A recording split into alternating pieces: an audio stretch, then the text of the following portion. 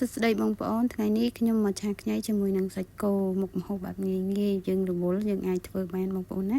ចាដាក់ខ្ទះឲ្យក្តៅហើយបងដាក់ខ្លាញ់ចូលចាគ្រឿងផ្សំយើងអត់មានអីទេបងមានសាច់គោយើងលាងទឹកឲ្យហាន់ជាចំណិតតូចមានខ្ញីមានខ្ទឹមសខ្ទឹមក្រហមអញ្ចឹងណាដាក់ស្លឹកខ្ទឹមអញ្ចឹងចាយើងពងខ្ទឹមសជាមួយនឹងខ្ទឹមក្រហមឲ្យរៀងឈ្ងុយចាពងឲ្យរៀងឈ្ងុយឡើងពងកន្លះហើយបន្ទាប់មកយើងដាក់សាច់គោចូលចាដាក់សាច់គោចូលហើយបន្ថែមជាមួយនឹងយើងជោគវា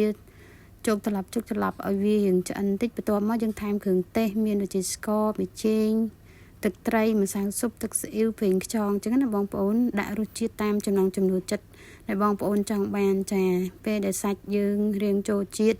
រៀងឆ្អិនបន្តិចហើយខ្ញុំក៏ចាប់ផ្ដើមដាក់ខ្ញីចូលចាដាក់ខ្ញីចូលហើយយើងឆាខ្ញីនឹងឲ្យរៀងឆ្អិនណាឲ្យរៀងឆ្អិនឲ្យរៀងទន់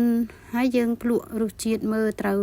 នៅអ្វីដែលយើងចង់បាននៅបើស្ទើរអីយើងអាចថែមថយតាមនឹងបានណាបងប្អូនចាបន្ទាប់ពីឆ្អិនខ្ញីហើយបងប្អូនខ្លះក៏ចូលចិត្តក្រៀមគាត់អាចដាក់ឲ្យយូរទៅវាក្រៀមឲ្យបងចាបងប្អូនអាចដាក់យូរទៅវារៀងក្រៀមហើយអញ្ចឹងសម្រាប់ខាងខ្ញុំវិញ